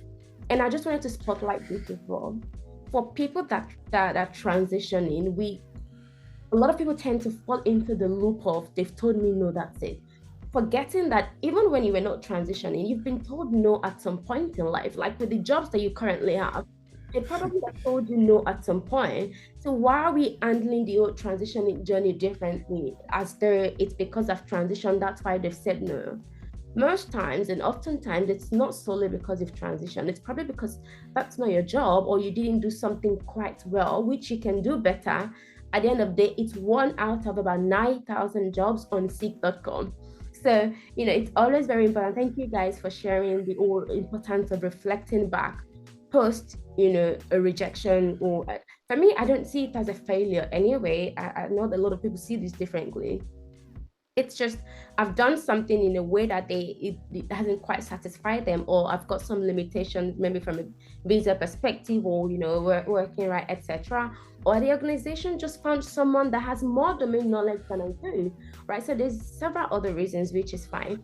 I know that Noah is really wants to chime in on this, but before that, I've seen a situation where I wanted to quickly talk about feedback from a recruiter. And I think that this is not very popular, but I just want to hear from your lens. I've seen a situation where a recruiter has literally posted the same set of feedback to 3 people that done the same interview with them, right? And Nuria's a little bit surprised, oh, okay, yes. That has happened, and that kind of got me thinking, how seriously should I take feedback from recruiters? At the end of the day, you kind of need to weigh the options and don't let their feedback affect you in such a way that you then limit yourself and say, well, the recruiter told me that I lack technical skills, or I lack these skills, right? So I just want to hear from you all, Tosin or Nuria, you can jump on this as well. How, when it comes to a recruiter feedback, how should I measure the feedback? How do I strike that balance in knowing potentially this could be a copy and paste, or this could be a personalized feedback? What are some of the things that we should keep in mind? Yeah, so obviously I've seen the same situation, Taya, where the same feedback is given to 2 different people who actually went for an interview. And yeah, it's made me actually doubt the genuineness in the feedback that these recruiters give. But still, I would say if you should prioritize your personal reflection over the feedback. I'll put it that way. Prioritize your personal reflection of the interview over the feedback. So, for example, after the interview, try to think about it. Did I really meet my own expectation? Did I really do well? If you have an opportunity to actually record the interview, do that and speak to a mentor, speak to somebody you're very close to, and ask them to listen to the interview and really rate you or give you feedback as well. Again, I'm not saying don't take the recruiter's feedback seriously, but just considering the situations where they give a generic feedback, and trust me, it happens. Who has applied for a job where you don't even get called at all for an interview, but you just get this auto-generated message saying we've reviewed your application, and unfortunately you don't even meet the criteria to make it to the next stage. Trust me, that same message goes to 1,000 other people, right? Because the ATS or whatever system they use just, and picks a couple of applications, and then everyone that falls in the other bucket just gets a generic message, right, saying they're not successful for the next role. So the thing is, recruiters try to make their job easier and just try to make things very, very generic. Even people who have come for an interview, they just send a generic response to them on why they didn't make it for the role. So don't let it get to you so much. Some of the recruiters are very good these days. They try to shape their feedback in a way that it don't hurt you as a person, and they even sometimes you might even have not done so well in the interview, and they give you some feedbacks that looks like you did really well, but just comparing you to another candidate, they found another really good candidate. But in the reality, it might be that you didn't even meet up the expectation and you still need to put in a lot of work, right? So just try to be careful on how you take recruiters' feedback, and don't prioritize it over your own personal reflection. Or if you've recorded the interview, get someone to review, get someone to listen to it and make recommendations on how you can actually make improvements. Yeah, that's my thought. Alrighty, thank you so much, Tosin. The very key one that you said there, you need to do some prioritization there. Amazing stuff, amazing. And Nuria, did you want to chime in? Maybe just one addition. I completely agree. I think especially if it's a one-off feedback and it just, it might not feel right to you, don't let that drag you down, and prioritize your self-reflection. And also maybe try to get another third party to help you, coach you through that feedback. Like that could be a friend or a partner, even if that friend or partner is not in the domain. Just go for a walk with them and have a mock interview and get some feedback from them as to how you answered. Or even better, if you can, I know there's coachings and services available for that, and those, then that it's definitely the purpose of the service is to get you proper feedback, and it's not just a standard reply. So maybe look into an option like that if you do keep waiting for that positive feedback. See if you can get some coaching. Amazing. Thank you so much. I think that's really, really brilliant. The reason that we're talking about this, and some may wonder, is because we're just being very real here. Like, these are real things. They will happen. They can happen. May not happen to you. Just like Tosin mentioned, for me, my very first interview, I got it, right? And that doesn't always happen. So when I was transitioning as well, I got my first role as a SM. It was good. I was like, oh my goodness, really? Is that it? Like, does it come that easy? But I've spoken to a lot of people where they've had to do this a couple of times, which is fine as well, right? So it's just all about the endurance and connecting to, I really want to do this. Yes, there's a little bit of a setback now, but I will keep going. So thank you both for sharing.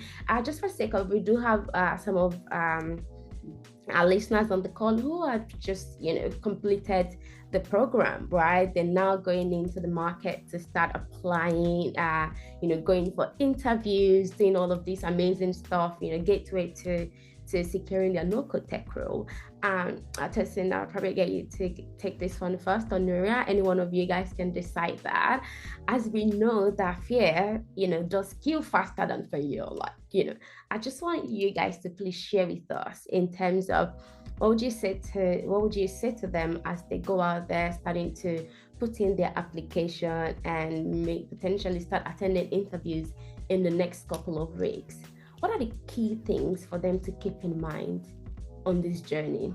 What are some of the key things that you would say? This would be core. Please keep this in mind as from the application stage to the point where you get called, to the point where you actually attend your first interview. From your perspective, what are some of the important things that they should keep in mind? All right. So first things first, of course, you're tidying up your resume, you're packaging yourself, you want to launch yourself into the market, right? Now, first things, you need to ensure that you've actually had your resume reviewed over and over again by a mentor or a trainer or an expert in the field, right? Make sure it has all of the necessary buzzwords that it's supposed to have, and it's, actually ATS compliant.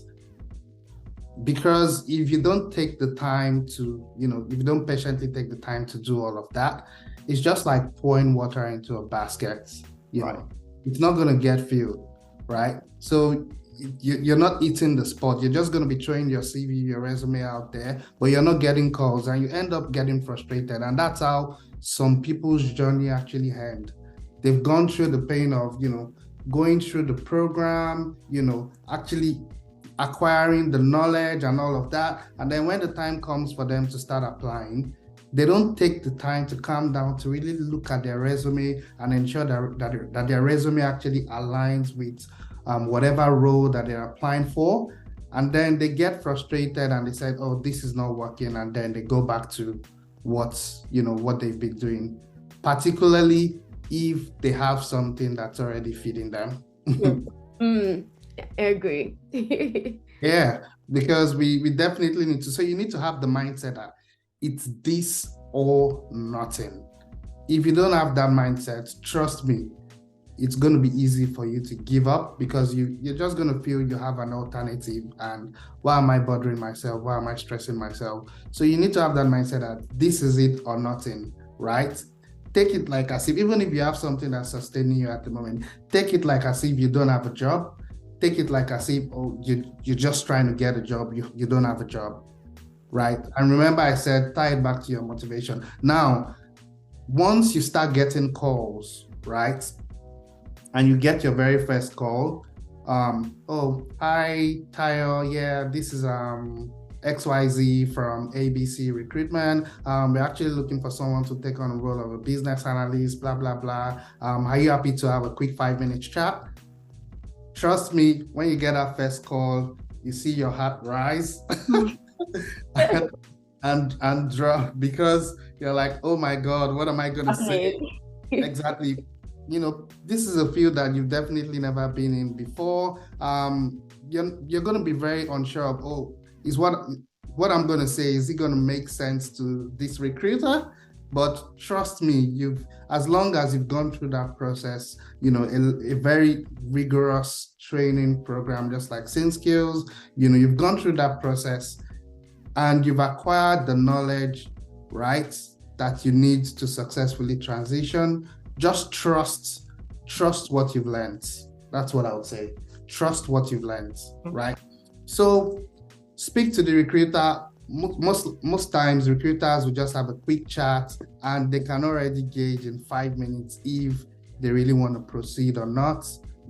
At that stage, I would say they are just looking for your basic communication skills, because trust me, the recruiter, whoever is recruiting, probably doesn't even know what a business analyst does day to day. Right? So at that stage, you're not speaking to the experts yet. You're not speaking to whoever is in the field. You're just speaking to a recruiter who has probably gotten a request from an hiring manager to employ a business analyst, right? So when you scale that stage, that stage is usually not so hard. So I would say don't let your nerves get into you at that stage, at least at that stage. All right. So when you scale, you speak to the recruiter and he's happy, and and he says, okay, let's schedule you for a first interview. Now, usually they will send you an interview request, an invite. If it's virtual, they'll send you a meeting link, and they would send you a position description. If they don't send you a position description, then you need to request for one, because it's just like going into a room blind. You don't know what's happening, right? So you need to request for a PD if you don't get a position description.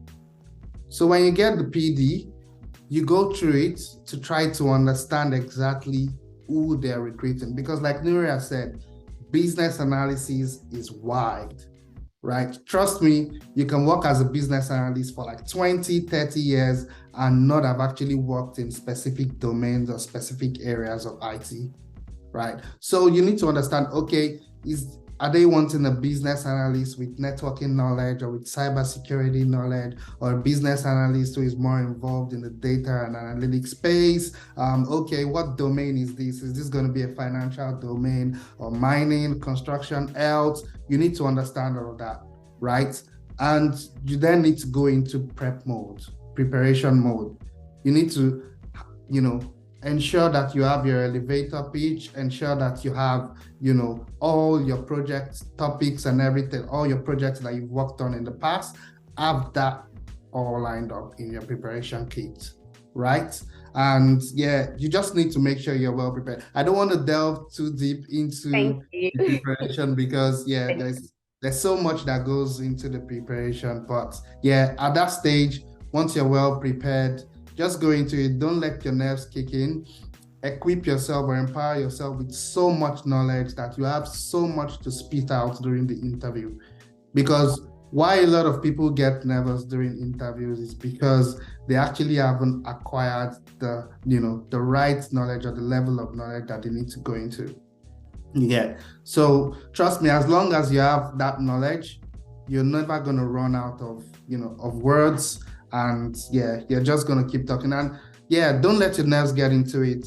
And one more thing, if you're going to select an interview time, by default, always try to go for some time around 10 o'clock, 12 o'clock, 10 o'clock to 12 o'clock. And I don't know, I'm not saying if you go for an interview, if you select an interview time between 3 o'clock to 4 o'clock that you're not going to get a job. But I just feel recruiters function optimally at that time of the day. They probably just had their, second cup of coffee. They're going to take a lot of notes, because at the end of the day, what they refer back to is the level of information they've been able to gather in their notes. And that's what they actually use to compare candidates. Right. So they're functioning optimally at that time. They gather out the notes and all of that. That's just my recommendation. I don't know if anyone else might have different thought process to that. But yeah, not saying that if you select an afternoon time for an interview, you're not going to get a job. But if you have the option of selecting, sometime between 10 and 12, then yeah, sure, go for it. But just be mindful of the time that you select for the interview, because that also plays a part to being able to get the role. Amazing. Thank you so much, Tosin, for sharing that perspective. It's very key, and I couldn't really help but highlight, some of the key things that you mentioned. The preparation, the importance of having a quality resume. At the end of the day, we've seen people in the past where they've just thrown out applications. It's not about throwing 30 applications out. Are those 30 quality applications? What resume? Because your resume is a messenger. If the messenger doesn't have the brief or the context that they need, they're going to deliver the wrong message, right? Mm-hmm. So it's always extremely key. And you touched on one other important thing, which is the PD. Please, if you do not take anything from this session, please never ever not read a position description. Like, that's just it's even the first thing. A lot of people don't read it. I've coached people in the past where they're preparing for interview, and I'm asking them questions based on what they have on the PD, and they're like, oh, I didn't see that. I haven't read that. I'm saying, have you read it? They're like, no, I haven't read it. Like, please don't ever do that. You need to read the PD. You need to understand the position description. You need to see how you can, maybe increase your knowledge on certain things that you know that they're looking for, or even just enhance what you already have. Right, that's very important. I know that we're at time, so I'm not going to delve into a couple of other things, i.e., people seeking support for application. We've heard in the past where people have had to give their application processes to an external party to help them with, the application process. And that one of the dangers of that is you don't know the jobs that they've applied for. You're not privy to the position description. You don't know exactly what's in there. So you're just walking into the room blind. They ask you something, you're just transitioning. You need as much information as you can lay your hands on to go into that preparation. And one thing will always be key. Your confidence comes from your knowledge, which speaks to being skilled, right? For me, I've told myself, anywhere I find myself, I don't care, because I know that the fear will kill me faster than whatever it is I need to do. I shut down any voice in my head. I will go there with the right level of preparation. If something doesn't go as planned, I maintain my composure and handle that situation as best as I can. I've made up my mind in life that I will never be limited by fear of anything. It's not like it's not there. I embrace and acknowledge the fear, but I just don't allow it take over. Do you understand? So, and that also comes from knowledge. That comes from me preparing for things.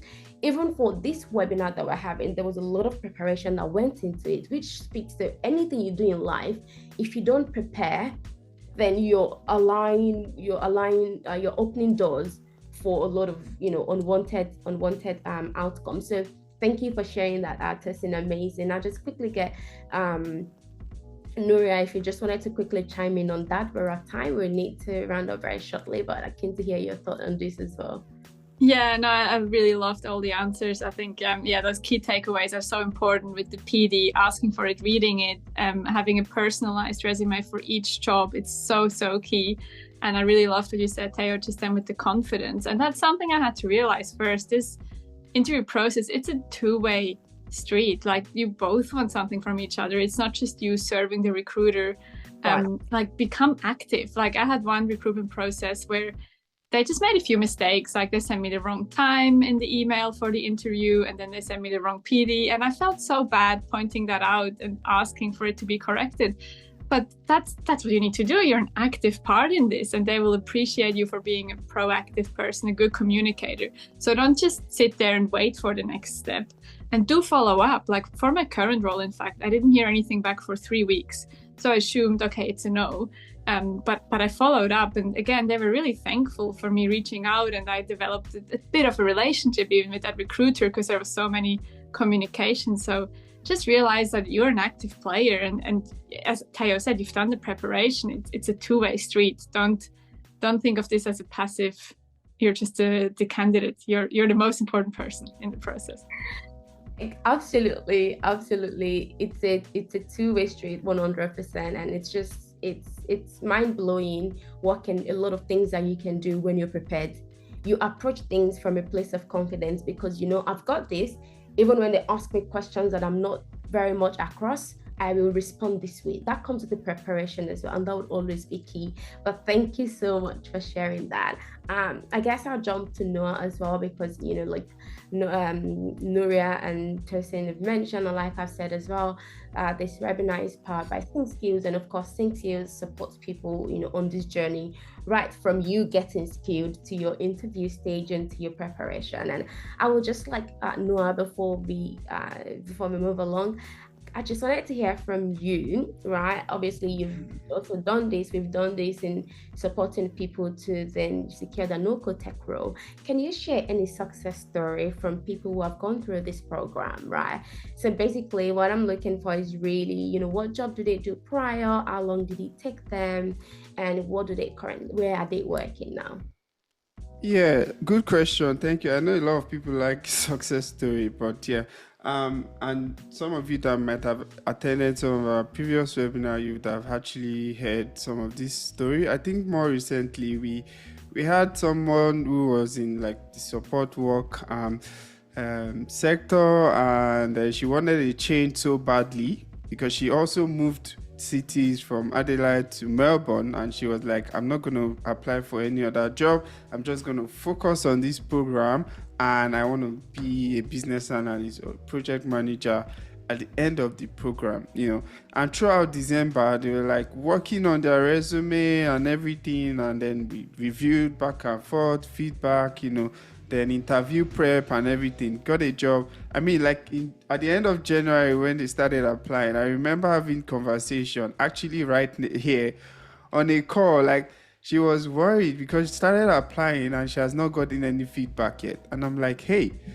your job application is like a seed. You need to see it like that. You sow a seed, it doesn't germinate the first day, right? You might get some calls very quickly, but trust me, even 1 year later, you might be getting some calls like, hey, are you still interested in this business analyst role, that you applied to like 1 year ago? It happened to me this week.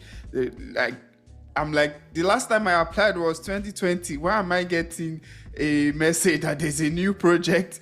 Am I interested? I'm like, yeah. But the point is, when you're applying, it's a very lonely process.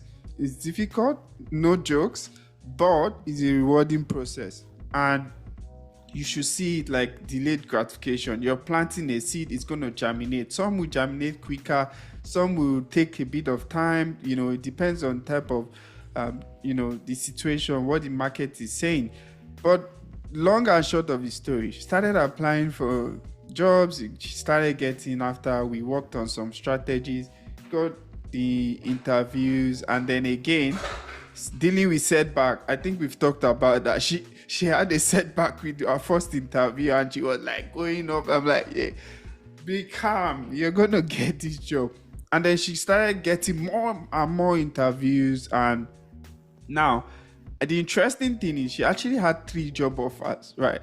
And in fact, she turned down one, and I'm like finding out later, and she was like, hey, well, I started this job as a project coordinator, and it's an enterprise organization. I love the people, I like the culture, I'm gonna grow here and all of that. I'm like, yeah, well, have you? And she like, I turned down the offer, the second offer. I'm like, okay, no consultation, that's okay, you can make your choice. But she's happy on the job as well. And we have another lady, who also was doing, I think, desktop support work prior, and then she was on finishing up maternity leave. She wanted to like get started in a new career. But the theme of this point is that the people who have that mindset that, well, I don't have anywhere to go back to, or like, I am going to give this all my all, no matter what the setback I face. Like we've all seen, Nuria has shared, Tosin has shared, oh my God, I've faced a lot of setback. I've already shared as well. We all do. It doesn't matter if you transition or not. No matter the role you're applying to, you face setback. So it is a normal process. You can't be qualified for all the jobs, for all the companies. Even Elon Musk, if Elon Musk applies to all the business or jobs, CEO jobs in the world, he's not going to get everything, even though like he's a top person. So the point is, companies want different things. You might have a strong experience in healthcare, and that's why they hire you, or finance, or mining, or whatever sector. So if you're interviewing someone that has prior experience or more experience in health sector, and me as a business owner, I have more experience in finance, we might both do well in interviews, but they go with the person that has health sector. It doesn't mean that you were a failure in that interview because they didn't hire you. So organization want different things based on experience, based on skills and everything. So you should not take it too much. You should reflect, like they've all shared. Reflect, sieve out the feedback that makes sense to you and work on that. But then move on, take that learning to the next interview, and then you see that eventually you get the job. So yeah, and she got a job, also she started a job 2 weeks after she found that dream job that offers her more remote opportunity. right? So she now works in a job that gives her full remote option. I've been working remotely for like over a year now. I've never even set foot at my office in Melbourne, and I've already talked about the different restrictions I have in terms of visa. I can't even work in Melbourne, Sydney, or Brisbane as per my current visa, but I work in a company based in Melbourne remotely. What is the lesson there, right? Some people will talk to you generally and say you can never get a job on your visa, but there are strategies. You just have to speak to the right people, have strategy to attack the market. Yeah, so that's on success story. And because of our time, I mean, if you want to learn more, if you want to join us, if you're passionate about this, we support people. We have a mission to actually train 500 immigrants, at least make sure that they are aware. Now, what you do with the information is totally up to you. We don't want everybody. We just want the people who are actually passionate. Like, we want to make a change. There are people who have worked professionally in Nigeria, in Kenya, in Ghana, in Zambia, and they've come here and now they are stuck in careers they are unhappy about. The question is, how long can you really afford to be doing what you're doing now? Right? Is there future in it? Will you be doing this when you're in your 50s and you'll still be happy? If the answer is no, why not explore a career where I can assure you, definitely, even if you're not happy being a business analyst, you would have met with the right people and really innovate. Maybe you start your own company. Maybe you learn so much. You know how technology works. You build your own startup. You innovate. You solve problems. You become whatever you want to become. The point is, you must not be comfortable with the current situation you're in. Even as a Agile or Scrum Master, I am still not comfortable. I'm like, yeah, what else can I do? I lead sync queues, but again, punching fear in the face. We started sync queues over nearly 2 years. I absolutely had zero idea of running a company. I am not saying that we know how to run it fully now. We face fears, we face rejection, obstacles, everything. But what do? We keep going. Right? So the point is, you need to keep going. If you want us to support you on that journey, Atayo can speak more to that. I know she's eager. So yeah, thank you so much. Alrighty. Thank you so much. First of all, let me apologize. We were meant to cap off a minute ago, but we're just taking 10 more minutes of your time. If that's okay, please indulge us. I promise we'll be running up very shortly. But yes, just like Noah said, for us, it's more around the passion, because if you're passionate about something, you're able to give it your all, right? Interest and then there's commitment. You may be interested in something, but you may not be fully committed to it. So we want people who have a blend of both interest and commitment, because really, when you're committed to something, there's no excuses. Like, you will not make excuses. Like, I like to give an illustration of my because I'm Christian, I go to church, right? So I thought about my life and I said, look, there's my pastor and his wife. They would always show up. They would always be in church. They would always be there half an hour before everyone is there, like before 9 a.m. And I tell myself, if I was actually if I was the one managing the affairs of this church as a pastor, would I leave my house at 9 o'clock at the exact time that the service is starting? That's no. Even though I have a lot of interest, I haven't gotten to the level of commitment that I want, which means me getting to church before 9 a.m. Right? So for them, they have the interest and they have the right level of commitment, and that drives them. They're probably even more busy than I am. They've got 3 children, right? But they still always show up because they're fully committed.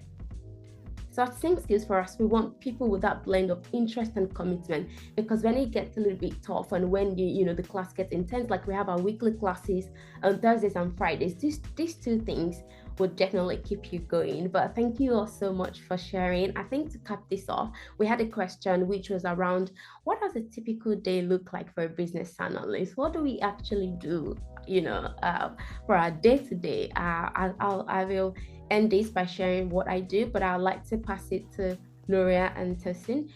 Can you guys tell us, what does your day look like? What does a typical day look like? And note, let's try and make it like let's say, you want to explain what a business analyst, what a day in the life of a business analyst looks like to like a 10-year-old, what would you say? Do you mind if I start? Yes. Yeah, I love the 10-year-old twist. So if I'm actually going to explain to a 10-year-old, you're going to be talking to a lot of people and you're going to be asking them a lot of questions, and then you're going to write down what you found out from talking to these people. So and every day can be a bit different. So one day you might talk to someone in the office, and depending on your role, next day you might talk to someone on a site, and you're going to spend lots of time in front of your computer, but also, yeah, as I said, chatting to people. And you're also going to solve a lot of problems. So people might be unhappy or not understand something.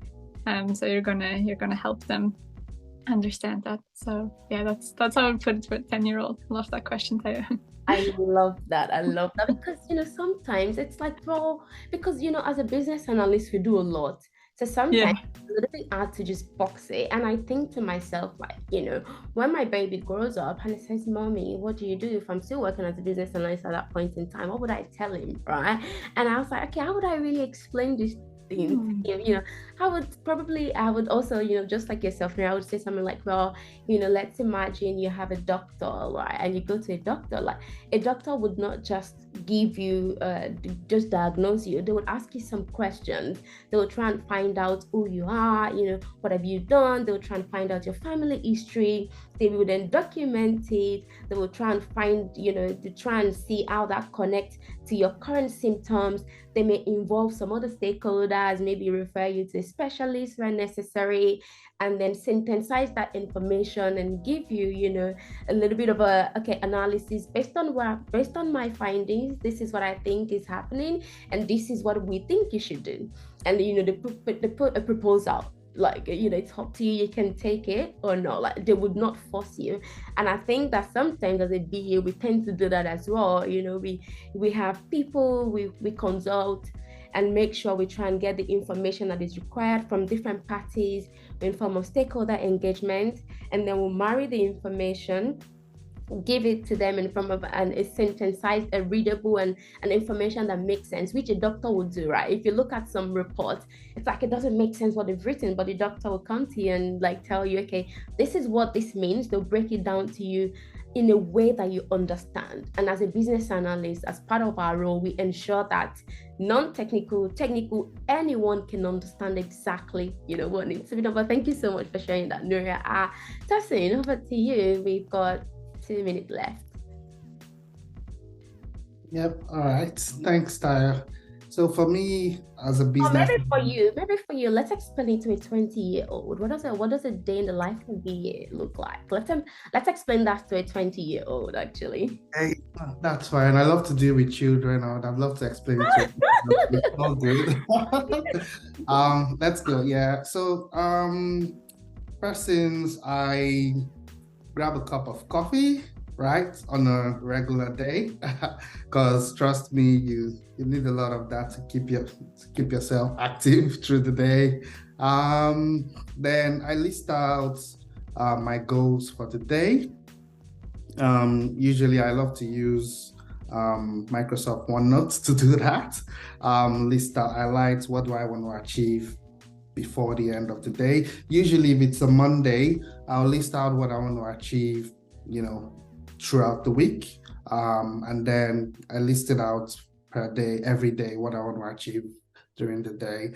Then obviously attend my daily stand-up, which happens very, very early in the morning. The daily stand-up meetings, a meeting where you meet with your team to just discuss the project progress or the initiative progress, and how it's all going. All of the team members discuss what they want to achieve for the day and what they've achieved yesterday.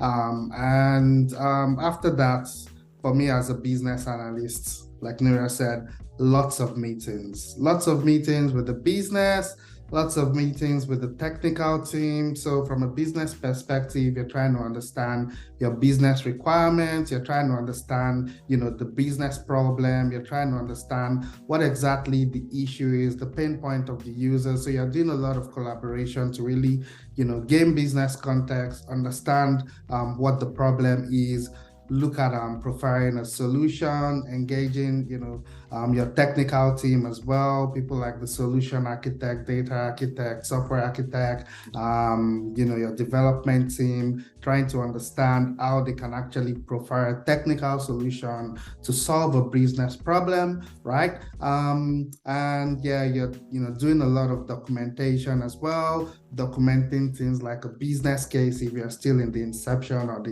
or in the initiation stage of the project. You're making a case to the business on why they should invest in a certain initiative. Doing a lot of documentation, like making additions to like a project charter, like an investment submission, and all of the various artifacts that you develop in the initiation phase of a project. And then you're doing lots of clarification and validation. Tosin, in one day, eh? Yeah, in one day. Well done. You're doing, I'll wrap up in 30 seconds. Doing lots of clarify in one day typically. Well, again, like Nuria said, it depends on the day, right? Yeah, it could depend on the day, but and also depends on what stage you're in whatever it is, whatever initiative that you're trying to drive into the business, right? For example, like I mentioned, if you're in the early phases of trying to shape up a business problem, you'll be doing lots of that. If you're in the later phase of the development project lifecycle or development lifecycle, you find yourself developing user guides, training materials, organizing sessions with users to onboard them on the product and things like that. If you're right in the middle of the project, you find yourself doing lots of clarification with the business, validation as well on what the development team or the software team is actually building, doing a lot of clarification to the technical team as well to make sure they're building the right product. So yeah, it all depends on what phase you're in whatever initiative you're working on. And as a business analyst, sometimes it's not uncommon to actually find yourself working on different initiatives at the same time. So yeah. And at the end of the day, I usually just like to reflect, quick 5 minutes reflection on, if I've actually met my goals that I listed at the beginning of the day.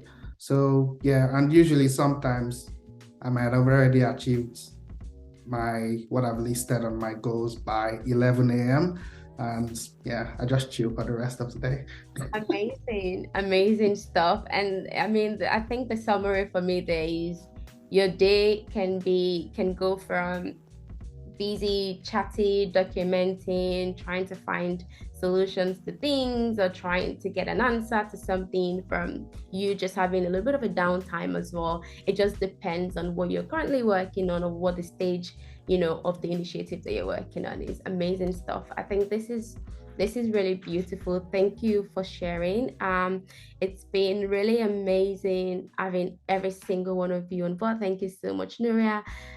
If anyone has got any questions, does anyone have any questions before we call it a session? Does anyone have any questions on? If you've got any questions, please let us know, and we will take the question in like a minute. Thank you for riding along. We do have, if you would like to connect with us, on LinkedIn, please, Nuria, if you wanted to pop in your LinkedIn profile for those that would like to connect with you, Tosin as well. If you'd like to pop in the comment chat your LinkedIn credentials or details, please. Also, please follow Think Skills on Instagram. You could be saving a life, you could be helping someone just like me.